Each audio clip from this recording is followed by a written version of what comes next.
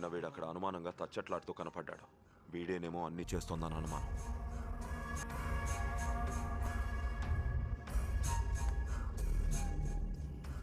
నువ్వరా ఇవన్నీ చేసింది? నా దగ్గర కుక్కలా పడుండేవాడివి కదరా. నీ బామ్మర్దికి లేకపోతే లేకపోయింది కానీ నీకన్నా ఉండాలిగా. ఇవన్నీ నేను చేశానంటే నువ్వెట్టా నమ్మావు? ఓబులుగాడి 2 కాళ్ళు ఇరిసేసినోడు, జాతరలు నీ చెయ్యి మీద ఘాటెట్టినోడు, ఇయాల విషం కలిపిన వాళ్ళు మెక్కలెదగదీసినోడు ఒక్కడే అన్న. ఎవర్రా? ఊళ్ళోకి ఒక అడ్డంగా వచ్చాడు.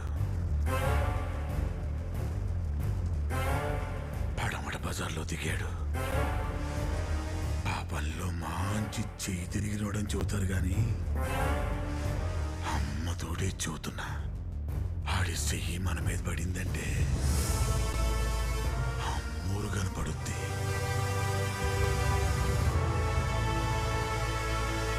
ఇప్పటికి చాలా మందికి కనిపించింది, తర్వాత మీకే.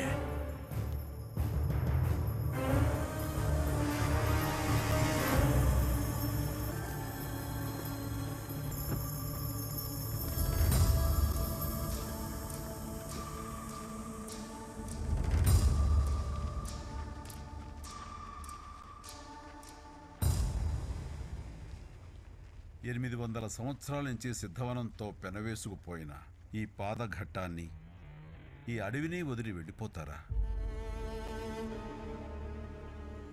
మీకోసం వెలిసిన ఘట్టమని మీరు సృష్టించుకున్న ధర్మస్థలిని వదిలి వెళ్ళిపోవటం తప్పు కదా పెద్దాయన? కొద్ది దినాల క్రితం ఎవరో అన్నట్టు ఘట్టం ఇంకా ఈడ ఉందా అన్న సందేహం. ఇక ధర్మస్థలి అంటావా? స్థలమే ఉంది బాబు. ధర్మం ఏనాడో చచ్చిపోయింది. పాదఘట్టం, ధర్మస్థలి, జీవధార, వీటితో మాకిక రుణం తీరిపోయిందేవో. నీరు లేనిదే నది అవ్వదు, మీ నీడ తాకందే ధర్మస్థలి ఉండదు. అది గతం. ఒకప్పుడు ఘట్టమ్మ ముందు దీపాల్లా వెలిగేవాళ్ళం. ఇప్పుడు ఆ దీపాల చుట్టూ తిరిగి పురుగుల్లో చూస్తున్నారు, ప్రాణాలు తీస్తున్నారు. ఇక్కడ జీవానికి కారణమైన ఈ జీవధార సాక్షిగా చెప్తున్నాను,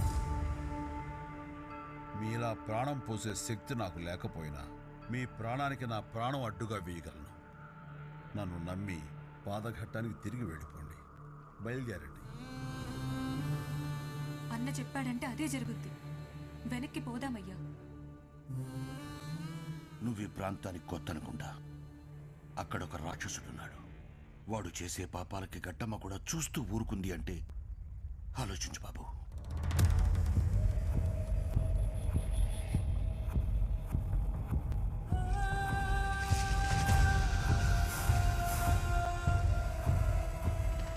ఆ రాక్షసులు రానే వస్తున్నారు. పోదాం పదండి. వాళ్ళు వచ్చేది నా కోసం. వాళ్ళతో పోరుకి సిద్ధమయ్యే వచ్చాను. ఏందయ్యా నువ్వు అనేది? ఆడితో యుద్ధమా? నువ్వు ఎవరో యాడ్ నుంచి వచ్చినావో వాడి గురించి తెలియదు అనుకుంటా. మా మాటని మాతో వచ్చాయి. మాతో వచ్చేయండి అయ్యా. అదిగో వాళ్ళు వచ్చేస్తున్నారయ్యా.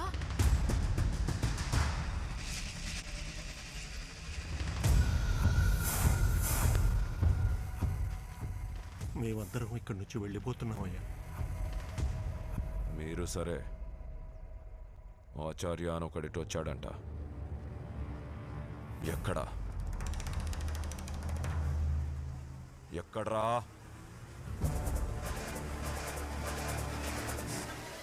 ఎక్కడా?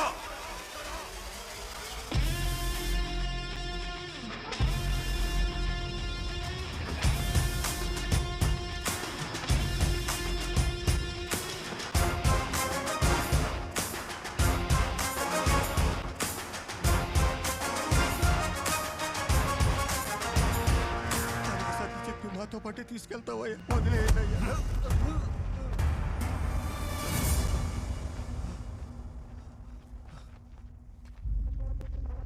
యుద్ధం గెలవాలంటే ఒక అడుగు ముందుకు వెయ్యాలి. కానీ నేను ఈ యుద్ధం గెలవాలంటే మీరు ఒక్కొక్క అడుగు వెనక్కి వెయ్యాలి. తిరిగి పాదఘట్టం చేరాలి. మమ్మల్ని చూడగానే వాళ్ళ కళ్ళలో భయం చూసావా?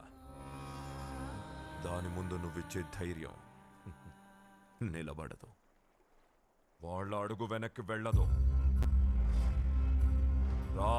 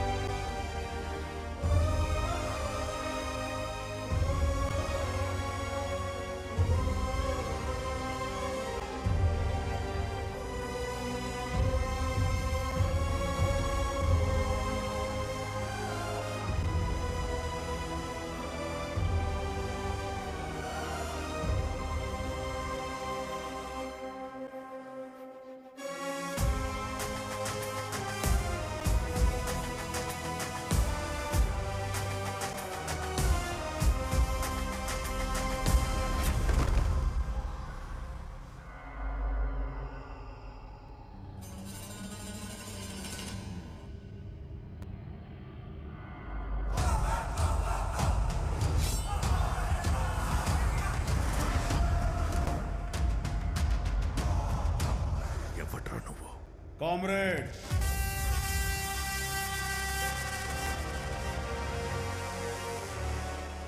కామ్రేడ్ ఆచార్య. బసవతో పెట్టుకుని బతకగలవనుకుంటున్నావా? బసవని బతకనివ్వకూడదనుకుంటున్నాను. నా ధర్మస్థలికొచ్చి నా ముందు నిలబడి ఏంట్రా నీ ధైర్యం?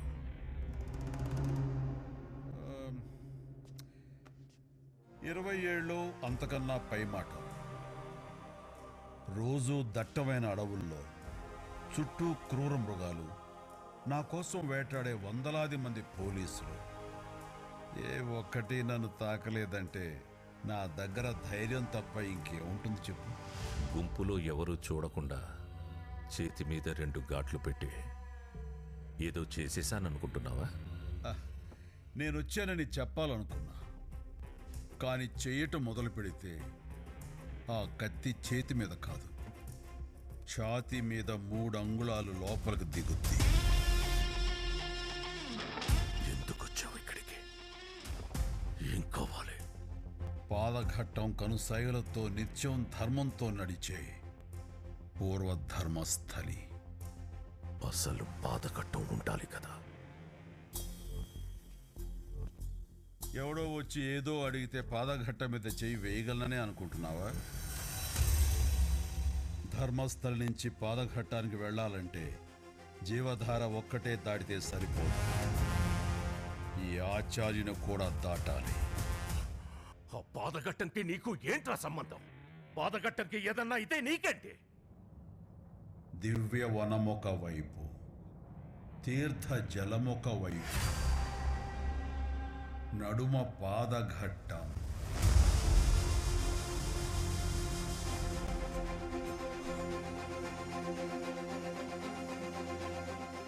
దివ్య వనమొక వైపు, తీర్థ జలమొక వైపు, నడుమ పాదగట్టం. అణువణువు ఈ మన్ను, అణు అణువు ఈ మన్ను. అమ్మ దయగల దన్ను, అమ్మ దయగల దన్ను. కాచునట నిన్ను నన్ను కట్టె తుద వరకు. కాచునట నిన్ను నన్ను ఈ కట్టె తుద వరకు.